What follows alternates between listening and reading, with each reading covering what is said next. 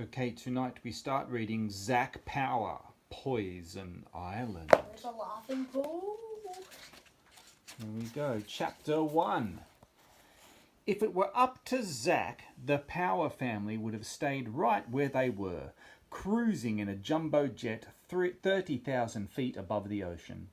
Zack sat listening to his iPod with the sound turned right up, finishing off his chocolate ice cream. The cabin was dark. Around him, everyone was dozing. It was as warm and cosy as nap time at kindergarten. Zack, take off those headphones this minute and listen to me. His mum's cross face appeared beside him in the darkness. She showed him the time on her chunky digital wristwatch. 12:06 a.m.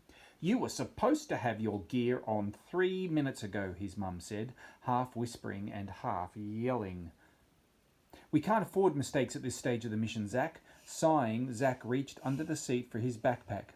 He'd been having an excellent daydream about playing a guitar solo in front of thousands of fans, but there was no chance he'd been doing that any time soon. Instead, Zack slipped on his jumpsuit, goggles and parachute. Zack looked over at his brother Leon. Leon was already changed and was busy tucking his favourite book, The Manual of Advanced Electronic Gadgets, 4th edition, safely into his jumpsuit pocket. Again, Zack wondered how he'd ended up with a big brother as geeky as Leon. Zack's dad leaned over from the seat behind them. Nervous, Leon? His dad asked. Leon was shaking with fear already. What about you, Zack? His dad asked, as if he was worried. He was 12 years old now, and anyway, he'd done this kind of thing a million times before. If anything, Zack was bored. What was the point of death-defying adventures if you had to keep them a secret? His mates had no idea Zack was a spy for the Government Investigation Bureau, or GIB for short. As far as they knew, Zack was away on another soppy old family holiday. There was nothing cool about that. Anger bubbled up in Zack. He was just about to say something when his dad when he noticed an air hostess walking towards him. She had a fake-looking smile on her face. "Would you like a lolly, little boy?" she asked. Little boy? Zack's fists clenched. "Come with me," she went on, "and I'll show you where they are." The air hostess pushed Zack towards the back of the plane and through some curtains. A bowl of lollies sat on the bench. Zack took a red one, but the air hostess slapped it out of his hand. "No, the green one," she said, sounding tough now they were alone. Zack popped the green lolly into his mouth. The sugar coating melted instantly, leaving behind a small disc on his tongue. "Your mission," explained the air hostess. "Guard it carefully." Then she stepped on a square of carpet and a trapdoor popped open. "Into the airlock," she ordered.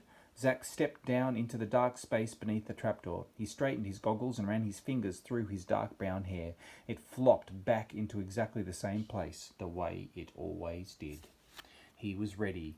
The air hostess silently counted down on her fingers. 5, 4, 3, 2, 1. Zack took a flying leap out of the airlock and into the black night. A split second later, Zack was falling at 200 kilometres an hour, wind rushing past him. It roared in his ears. It sucked his cheeks back hard against his skull. Zack tugged his ripcord and his parachute opened. Woof. His whole body jolted as he slowed to a drift. Finally, Zack's sneakers slammed into the ground below. He'd found the drop zone. He fell clear of his chute and into a commando roll. He got up and looked around. Where on earth was he? He didn't know what dangers would be waiting for him or what kind of people he might meet on his mission. Whoever they were, one thing was for sure, they wouldn't be looking forward to a friendly visit from Zack Power. Chapter 2. It was hot, steamy and very, very dark. Zack held his hand up in front of his face. Nothing. He couldn't see even a centimetre in front of him. The darkness made the croakings of frogs and the angry buzzing of insects seem even louder. It was raining hard and Zack was soaked already. He felt in his pocket for his spy pad. The spy pad looked a bit like an electronic game, but it was actually a mini computer, mobile satellite telephone with voice scrambler, laser and code breaker all rolled into one. Zack had the Turbo Deluxe model, which came with a colour screen and true tone sound effects for the inbuilt games, but there was no time for games. Zack spat out the disc the air hostess had given him and loaded into his spy pad. Loading. A message popped up on the screen. Classified. Mission received Sunday, 11:59 p.m. The evil Dr. Drastic has invented something called Solution X. This is a cure for every type of disease that has ever existed. Sources tell us that Dr. Drastic is making Solution X in a top secret laboratory somewhere on Poison Island. Your mission: find the secret lab, secure the formula for Solution X, return it safely to mission control before Monday, 12 a.m. End. Stun gun off.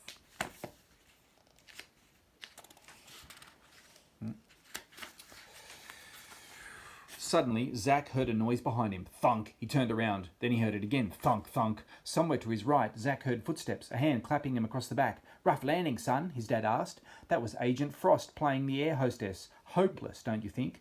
Nothing about spying was ever easy or comfortable in Zack's experience. He wished they could just get on with the mission. Then he could get home and practice more Green Day songs. His mum's serious voice cut through his thoughts like a knife.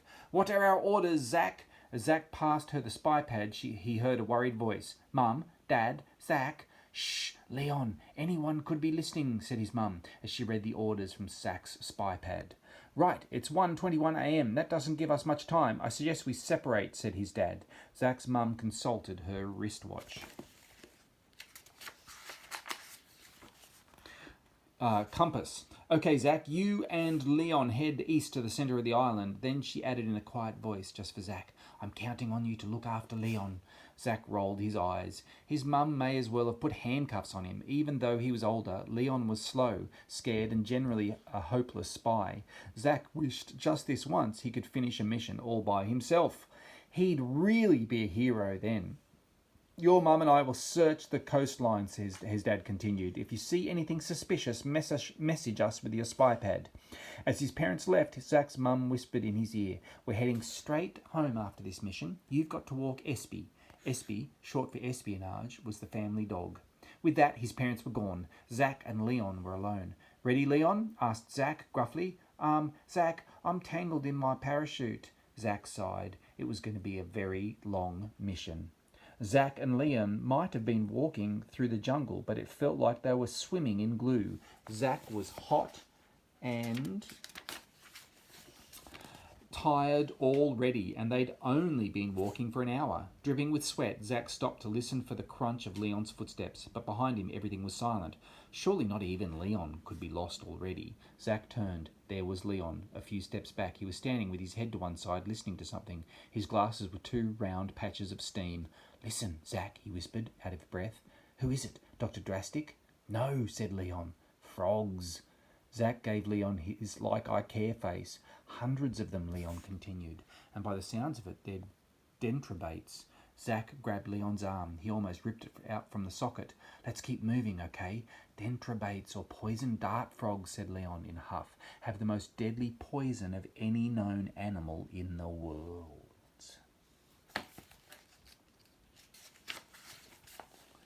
If you just touch one, it will paralyze or even kill you. Right, whatever, said Zack, pretending he wasn't impressed. They walked on in silence. A few minutes later, something made Zack stop. He had the creepy feeling that someone was watching him. Then Zack heard a noise. It was so quiet, he wasn't sure it was real. There it was again. It sounded like leaves rustling. He hadn't imagined it. Next, Zack heard a click and the soft whistling sound of something flying through the air. Did you hear that, Leon? He whispered. Silence. Leon, he said again, are you okay? But Leon didn't answer.